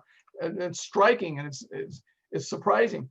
In the spring, when we change the daylight savings time, the next day, we see a 24% increase in heart attacks. And also in all kinds of car crashes and suicide as well. In the fall, the day after we fall back, we see a 21% decrease in heart attacks.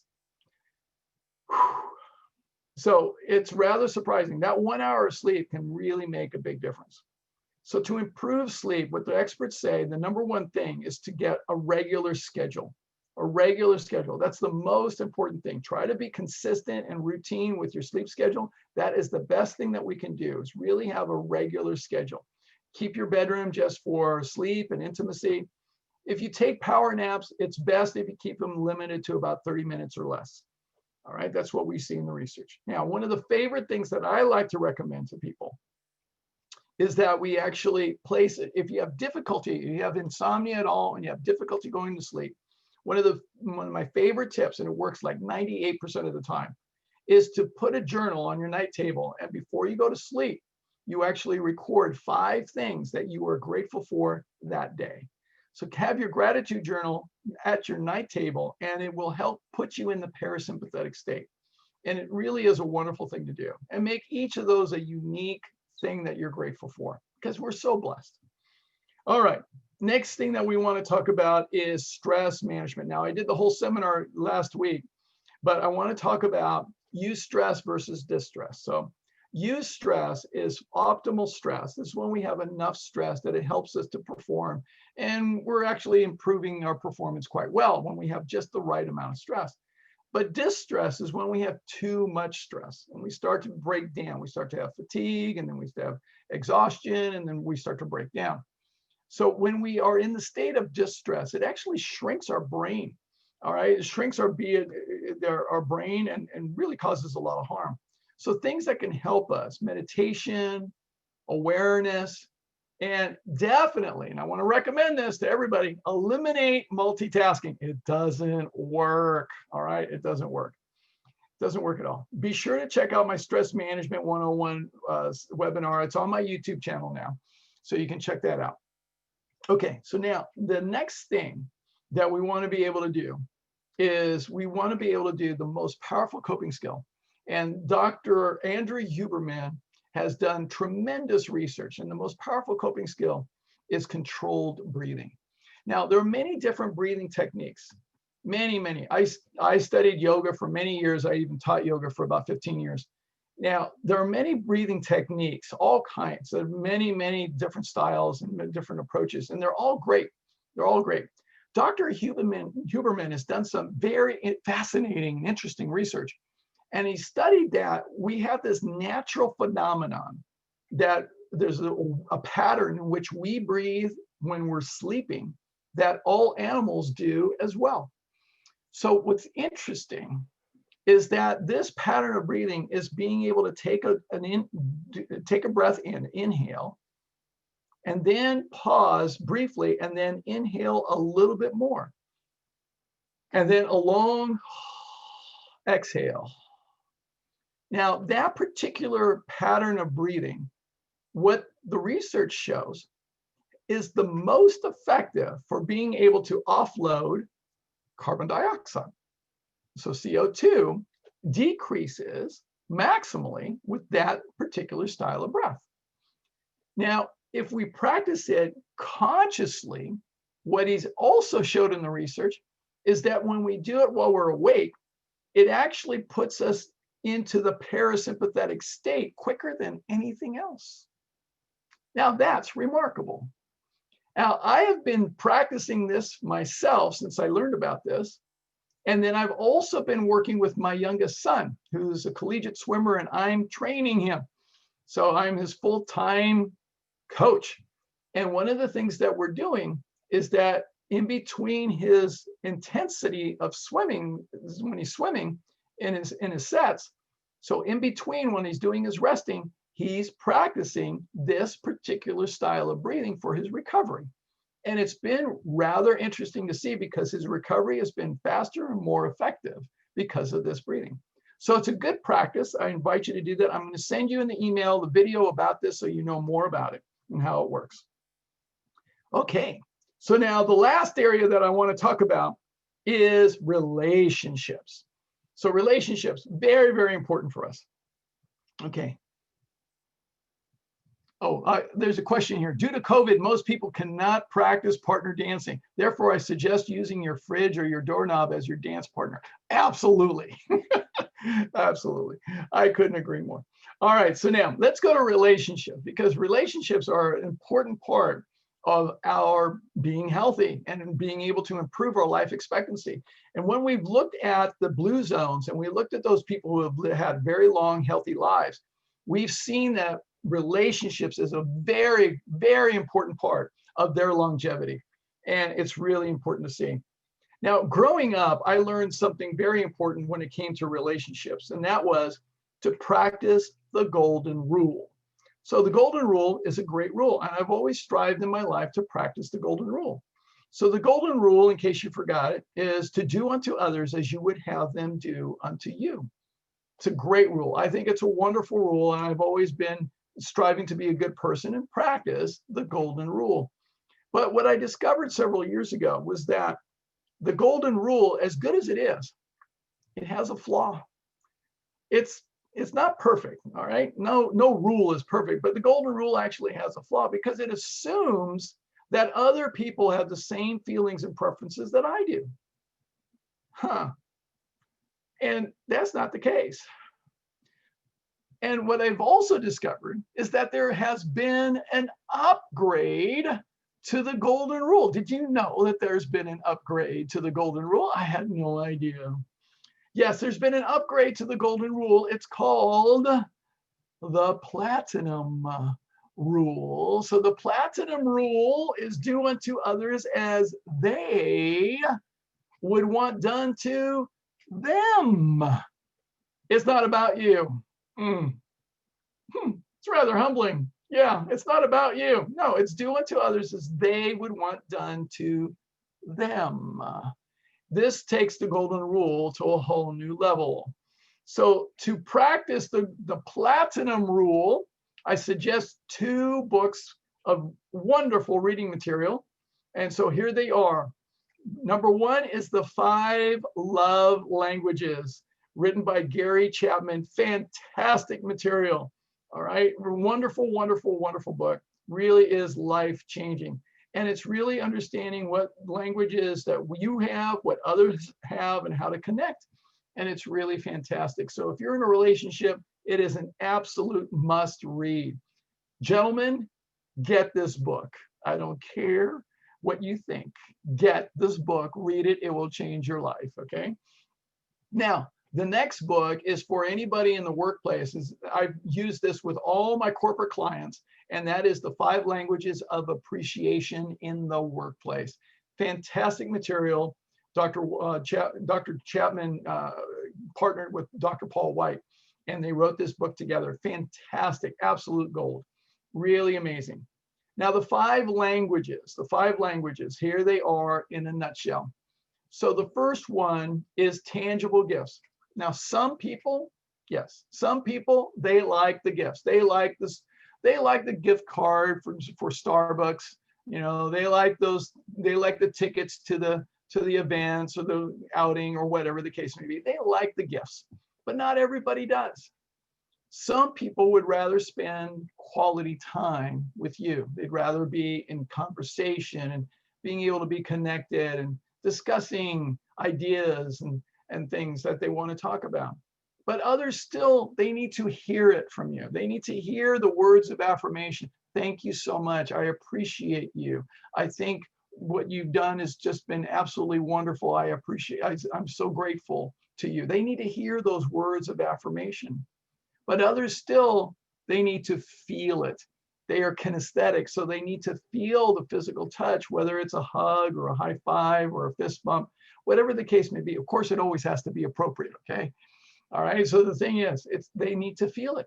But others still, they need to experience your contribution to what they're up to and what they're doing. They need to have your acts of service.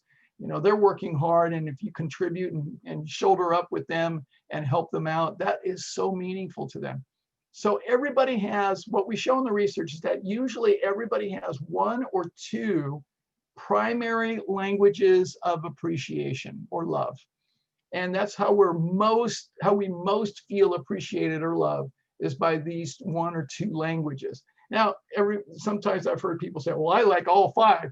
Yes, but you're wired for one or two predominantly. You know, what would matter the most?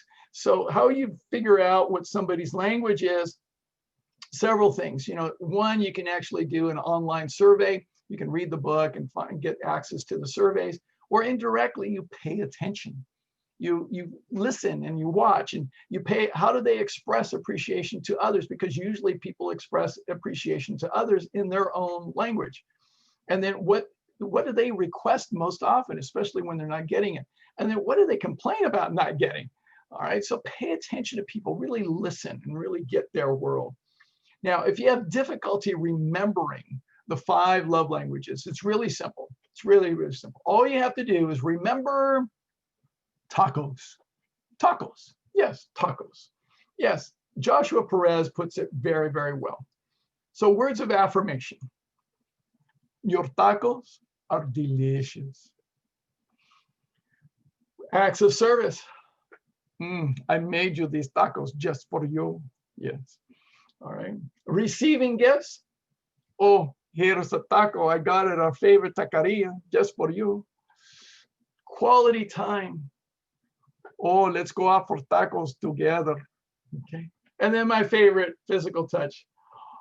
Let me hold you like a taco. So have a sense of humor and just really enjoy these 5 love languages. But remember this, my friends. Don't forget that a person's greatest emotional need is to feel appreciated. It really is the case. In fact, I tell my corporate clients this: you will lose good people not because of a lack of money, but because of a lack of appreciation and recognition. It is really important that we pay attention to that.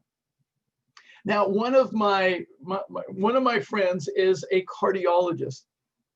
And when it comes to relationships, he said that it's really important that we recognize that in relationships, there's another factor that can really increase our longevity. And that is intimacy.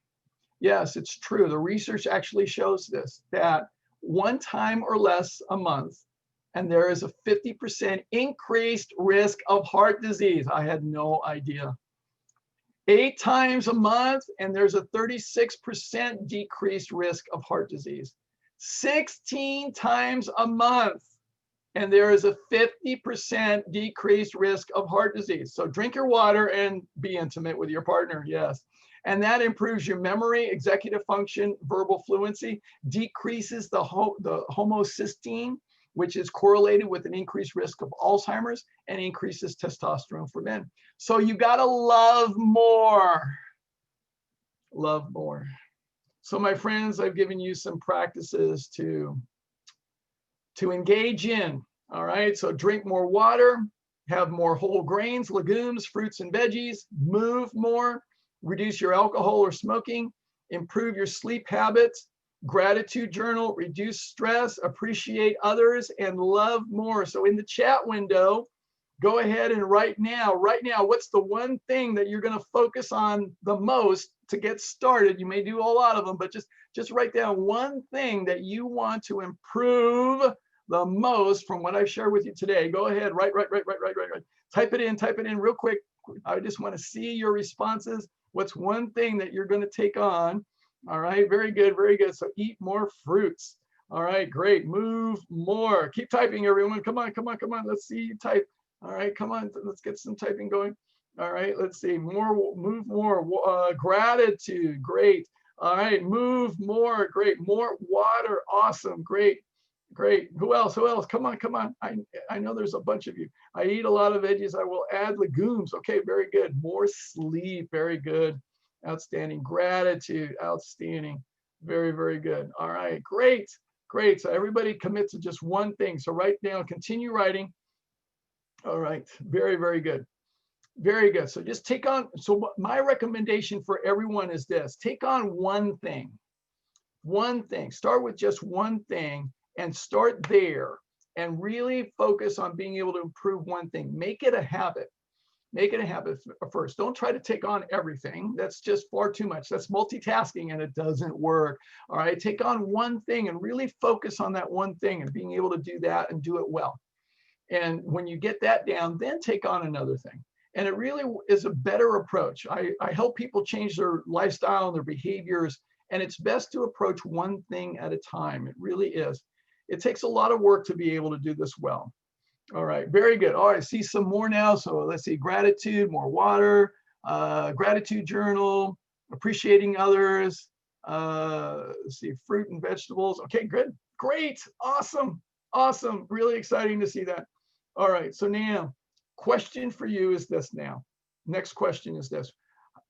Would you like to make the rest of your life the best of your life, to really have the quality of your life raised to the upper level, the highest level? I hope your answer is a resounding yes. Yes. So imagine for a moment, if you were living that kind of life where you had maximum quality of life, what would that look like for you? Would it be like these people here, where these people are just vibrant and they're active and they're able to do amazing things and they're extraordinary in their life. They're really fulfilled in their life doing amazing things. Would you want to be able to finish up your life filled with health and energy and vitality and having fun to the very end of your life? I hope so. But the question is this: where are you now? Are you there yet? Chances are you're not. So the question is, how will you get from where you are now to where you want to be? Well, if you want to change anything, you want to go from A to Z, you need a plan. But more importantly, do you have a plan that's actually proven to work? Most people do not. When it comes to their health, they have ideas, they have concepts, they have some habits, but they don't have a plan. They don't have a comprehensive plan. I do. And I'm living proof, because as I shared with you earlier, I was 55 pounds heavier. I had high cholesterol, high blood pressure, and high blood sugar. I had issues. I had problems. I had pain. I was a mess. And the nurse practitioner told me I was a mess. And I was also depressed. So I didn't care. I didn't care until my friend walked up to me that day, and I was coaching my swimmers on deck, and he said, "Getting a little chubby there, Ruben." And I had a buttermilk donut in my hand. I wanted to throw it at him, but I didn't want to waste the donut. Okay, how many? If you feel me, raise your hand. Okay. So the thing is, I got really mad. First at him, how dare you? All right, and then I got mad at me, because I realized I had done it to myself. I had nobody else to blame but me. And that was a real important day of reckoning in my life, because I realized that I am completely responsible for my life. And if it is to be, it's up to me. So I started to, first of all, I made a solemn vow to myself that I'm never going to be this way again. I'm done. I'm done being unhealthy. I'm done being overweight. I'm done with it. I'm done. And I made a solemn promise to myself I was going to change my life for good. So I used what I've learned. So knowledge is not power. Knowledge is just information. So it's the application of knowledge that gives us power. So I started to use a 4-point plan that I've been using already for many years because I was a collegiate swimmer, I was a coach, I was an athlete. I understood this process and it makes sense. All right, it's very, very simple. So this is my 4-point plan. So number one is that we've got to begin from in here. It's an inside job first. We must begin from within. And so Einstein said the significant problems we face cannot be solved at the same level of thinking we were at when we created them. And it doesn't, we didn't create our problems intentionally. We created them subconsciously. So we have to be able to rewire the subconscious mind. Now, I'm a student and I've learned over the years how to successfully rewire the subconscious mind. I'm living proof. I've done it for myself and I teach this. This is what I teach. So we need to do that first and foremost. Secondly, we cannot do the same things over and over again expecting different results. That's insanity. All right, so we need an evidence-based, proven strategy. So that's what I use. And then third, we need to be intelligent in creating a network of support and accountability. Nobody graduates high school with no teachers and no books. Nobody does that. Nobody gets to the Olympic Games with no coach, no pool, no lane ropes, and no swimsuit. Doesn't happen. All right, so we've got to be intelligent about this network of support and accountability. And then the fourth thing is that we need to develop a track record of consistency, because consistency leads to the development of habits, and habits produce results. It's habits that produce results and nothing less. So it's really important that we develop that over time. Now, this approach, it works in swimming, it works in business, and it works in health. It's a no-nonsense approach. I do not have any quick fixes. I am sorry, you came to the wrong guy if you're looking for a quick fix. Sorry. This takes work, and it takes dedication, it takes persistence, it takes a lot of things. It takes a lot of support, it takes everything. It's really a process that takes a lot. Now, this is what works, and this is what I teach, and this is what I've been doing. This is a lifestyle medicine approach. It really works. Now, I just want to share with you a couple of things that I do professionally, just so that you can be aware and you can let other people know. So I do offer one-on-one consultations with people. I work with people. I do a comprehensive approach to being able to empower people to create a plan to get started in making their lifestyle changes. So it's a really good service that I provide. This is John over here next to me, and he lost over 75 pounds. And it completely changed his lifestyle. He was on death's door, and so completely changed his life. He's a happy man today. So I help people do that. I also have a group program. So my group program is the Evolving Health 12-week Lifestyle Medicine Immersion Program. So this is the last time that we did it live and in person back in October of last year. And so this is a group that I had. Now I'm doing these programs virtually now. So my next program is going to be in February, and it will be virtual, and it's awesome. And it's just awesome. The group that I have going through right now, they have been doing amazing. So it's just a fantastic, fantastic approach. I have 2 weekends where we go through. We spend a total of 4 hours of curriculum time each day.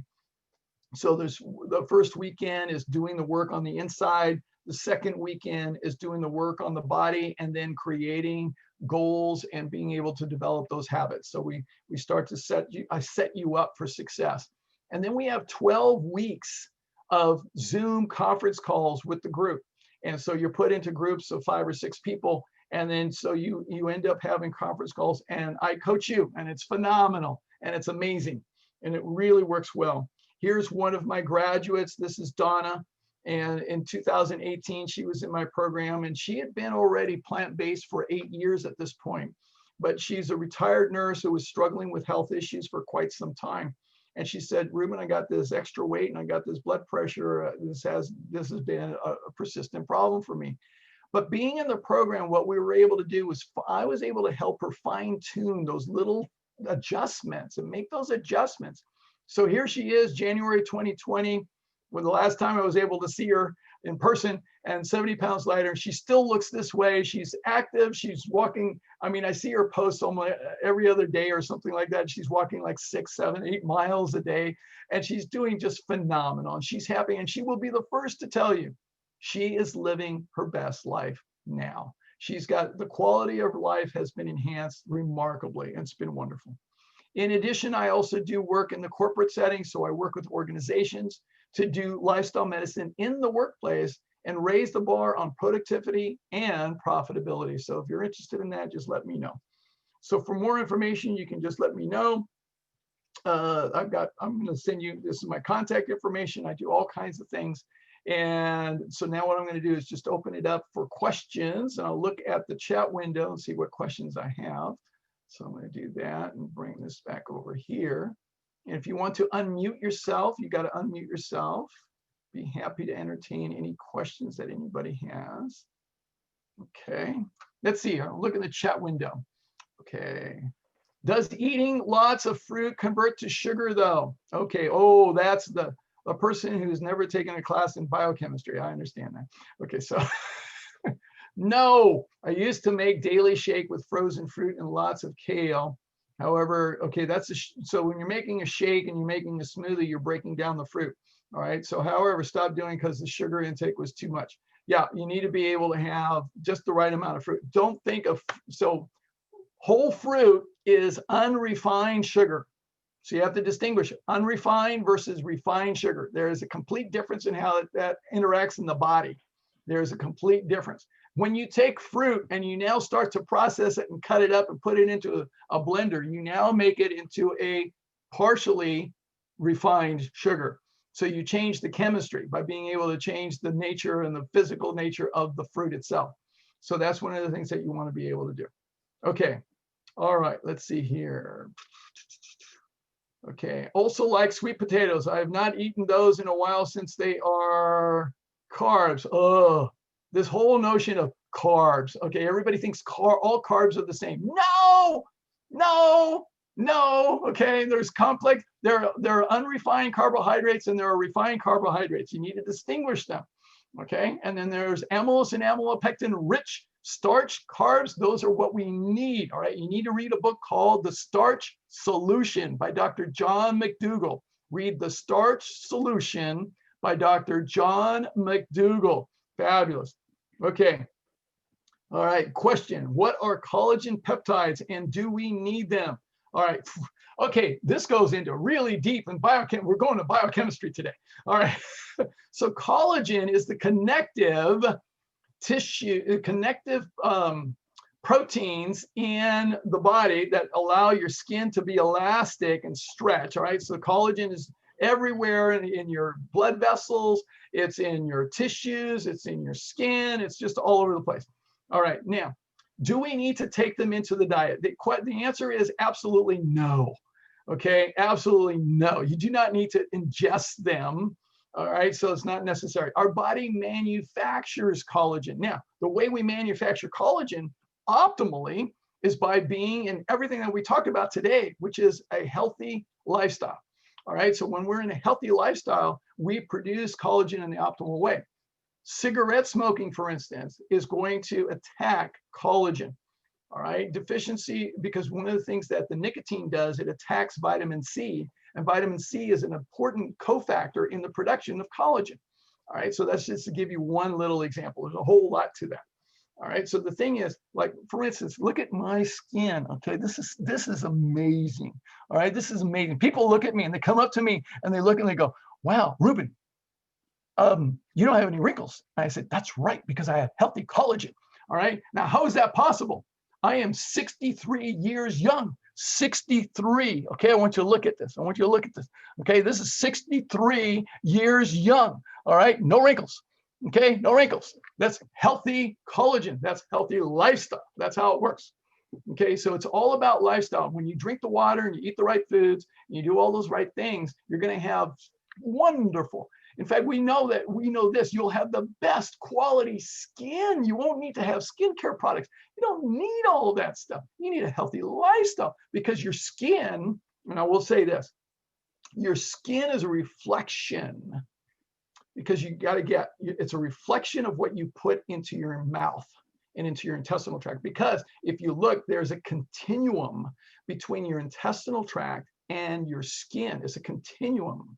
all right, because it's all connected. So, I mean, from here, you go to your skin, go into your mouth, it's in the mucosa of your mouth, that goes into the entire alimentary tract, and then it connects on the outside from the bottom at the end. So it's all continuum. So it really makes a big difference. All right, another question. What kind of fine tuning did you implement with the retired nurse that you discussed? Curious about what additional changes she made for significant, sustainable weight loss. Okay, I'm going to just share with you one because there was a whole bunch. Okay, so one of the things that we looked at was the total number of grams of fat that she had in her diet, because she was a plant-based eater already. She was already eating very, very healthy foods, all whole food, plant-based. But I said, are you counting the number of grams that you are consuming on a daily basis? She said, no. And I said, I think you should check that out just to see where you're at. So she checked, and so she found that she was eating somewhere between about 40 to 45 grams of fat per day. And I said, okay, we're going to make it. Here's a new goal, because based on the research that was done with Dr. Neil Barnard and many others in terms of being able to manage diabetes and other chronic disease conditions, the target was to be less than 20 grams of fat a day.